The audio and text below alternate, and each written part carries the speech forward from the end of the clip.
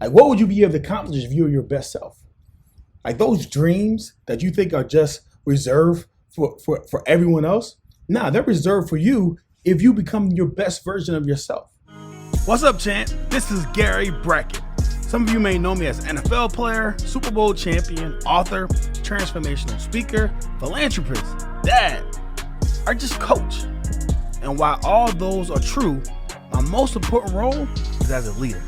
And as a leader, my goal is to create more leaders and fewer followers. I'm going to share my championship secrets with you in order to show you how you can become a champion in every key area of your life. No matter if it's self-development, business, fitness, social relationships, intimate relationships, finances, or spirituality, I want to give you some tools that you can use to build the life of your dreams. Welcome to the Champ Builders Podcast. Hey, this is Gary Brackett. Welcome to another episode of the Champ Builder Podcast, where my goal is to create more leaders and less followers. This week, we're going to touch on how do you set yourself up for success by establishing goals. So that's the question. How do you set yourself up for success by establishing goals? I was in a mastermind this weekend in Atlanta with my coach. We were talking about peak performance and what it takes for you to be in peak performance, meaning like if you're a basketball player, the rim is like so big, right? You see Steph Curry sometimes, obviously he's peak performance, and you see some nights where he just like unguardable, he can't miss. You see it on the football field sometimes with quarterbacks and they're 30 receptions or completions in a row. You see it sometimes for me with musicians and singers when they're on stage. You see it in actors and they're just in this flow stage. But it's just not for actors, entertainers, and athletes. Peak performance is for everyday people. And you yourself could figure out a way to put your body in peak performance. I'm talking about physically on point, mentally on point, emotionally on point, spiritually on point, financially on point. But you need to be intentional about how you get yourself there.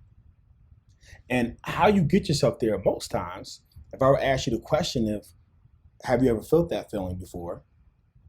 Then the second question was like, how did you get there? And if you were there, what would you be able to accomplish?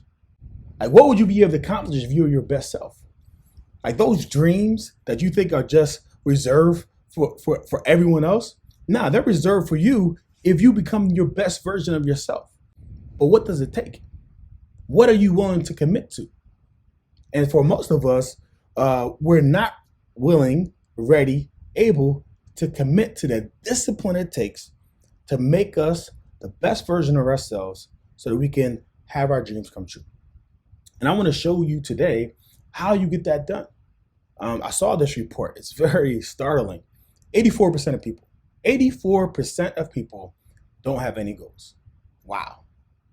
13% has goals, but they're not written down. They're in their head. And only 3% of people have goals. This was a study in Harvard back in the day, and it's probably still pretty accurate now. And the challenge becomes, if you don't have any goals, then every day you're just wandering around aimlessly, going anywhere, your phone rings and you're a slave to your phone. And that's most of us. Look on social media. I don't know how many people I almost bump into because their head down's on their phone, right? They're not chasing the goal. They're not chasing the dream, not their headphone on their phone. So what do you do? How do you get this done? The 3% of people who did have goals, their earning potential was 10 times more than those that didn't. 10 times more. And I get it. It's not all about money. It's about fulfillment. I'm with you there. But guess what? Guess what gets you your freedom papers? Moolah, money, cash, dinero. You need it, right? And what you need to do is set yourself up for success, establishing goals. And what is your goal setting routine? And I thought I'd bring this up because honestly, I was a little surprised. I was shocked. I was flabbergasted. I was at a speech and I asked the room to vision their best selves and then give me some goals of what they want it to look like. In this new year, what did you want that to look like for you in your life? And I went to the audience and asked several people what their goals were. And there were good goals, aspirational goals. But guess what? They weren't smart goals. They weren't smart goals. And I know we've heard about SMART goals before. I asked the room who heard about SMART goals, and everyone raised their hand, of course. Maybe out of they didn't want to look silly, they raised their hand. But the goals that I heard, like, they weren't SMART goals. And so today I wanted to spend some time to not even talk about SMART goals. We're going to get there. But I want to give you the I'm going to give you the SMART goals and give you those last two letters that are going to make all the difference in the world. So in order for you first to start the year off good, we should start off with goals, right? Personally believe you should start New Year's. I think you can just decide in one day. We're all one decision away from the best version of ourselves and from living our best lives. So whenever you see this, you can start. So this isn't just for New Year. This is just for on Monday. This isn't just for the first of the month. This is whenever you decide that you want to become better, you can start that day. Make a decision that day, become better. So first thing, when you write down your goals, they should be specific. And not only that, let's back it up. My belief is that you should have a long-term goals, 10 years, 5 years, 3 years, in your personal life and in your business life. What does that look like? 10 years, 5 years, 3 years, and then from your 1 year goal, you now break that down into quarterly increments so that you have 90-day sprints that you're focusing on these goals. Most people, right, they overestimate what they could do in 1 year and underestimate what they could do in 3 to 5. Overestimate one, put so much on their list, then they end up getting anything done, right? Because if you chase too many rabbits, they'll all get away. So you have to be laser focused on what it is exactly that you want and be intentional about that. So that's what we want to talk about. So after you got that 1 year plan, 90 days, then you break it down to 30 days. And what do you need to accomplish over the next 30 days to put you on target for your quarterly goals that's going to lead up for your yearly goals? All right, now that we make sense there, on the 30-day, we then take it week by week. What goals need to be accomplished by that week so that you can set yourself up for success, again, for your 30 days and 90 days yearly. That's short term, but then it goes and coordinates right with your long-term goals exactly you want it to be. So I hope you're tracking. So the first thing, S. S is specific. You need to be specific about your goal. So no matter if it's personal or professional, you should ask yourself, what do you want to accomplish? Why do you want to accomplish that? Like, why is this goal important? So many of us are just writing down goals, just to write down goals. But I'm telling you, on your ladder to fulfillment, on your goal and on your journey to fulfillment and living your best life, like, what's extremely important is, why is that a goal? So many people got goals and they accomplish it, and they're not, that's that one would take you that the and why it's important, but like, they're not excitable. So make sure your goals are excitable. Two, you got to figure out who's involved. Who's involved in this specific goal? Because if you're a leader, which a lot of us are, and you have a team or you have people, then some people need to be involved in what exactly the specifics of your goal, because you're going to need them help. You need to figure out where is it located, the destination. If it's a cruise, where is the cruise? Where are you going? Is it 7 days? Is it 10 days? What specific is there? Sometimes you're at a conference, like, I want to lose weight. Oh, okay, you lose a pound. Go home. Congratulations. I want to make more money. Okay, here goes $1. Get out of my face. Right? No, specific. I want to make more money. I want to make more money. I want to make 6 figures. Now 6 figures, $180,000, because my house mortgage is going to be $5,000 a month. And that's $60,000. Then I got a car payment. I got everything else, and I'm going to save $50,000. So you need to be that specific when you're setting your goals, right? So that's the first thing. The next thing, measurable. If you can measure it, you can manage it. That's why we put numbers. That's why in business we have KPI, we have dashboards, so we can measure exactly what it is that we're measuring, what is exactly we're going. We have metrics, right? So if you can measure it, you can manage it. So let's put a number. How much? How many? Not I want to make more money. I want to make $1 million. Write the number to make it real. Write it down. Write it down. Make your goals real. All right? So make it measurable. Next, make it achievable. Is this something that you can achieve? Achievable doesn't mean comfortable. Achievable doesn't mean easy. Doesn't mean something that you typically do. Right? Achievable is something that you need to stretch for. You need to leave your comfort zone, but you can still achieve it. it is still possible. I don't want most people's problems in life is not that they set their goals too high and they miss, is but they set their goals too low and they hit it. Right? That's how you live an average life, by setting these non-emotional, comfortable goals that you know you're gonna hit them. You know you're gonna make them. You can do it in your sleep. It's not a goal. That's not something you should be happy about. Make sure it's achievable, but make sure it's gonna stretch you to become a better version of yourself in order to achieve that goal. Right? So that's achievable. Relevant. Make sure it's like worthwhile.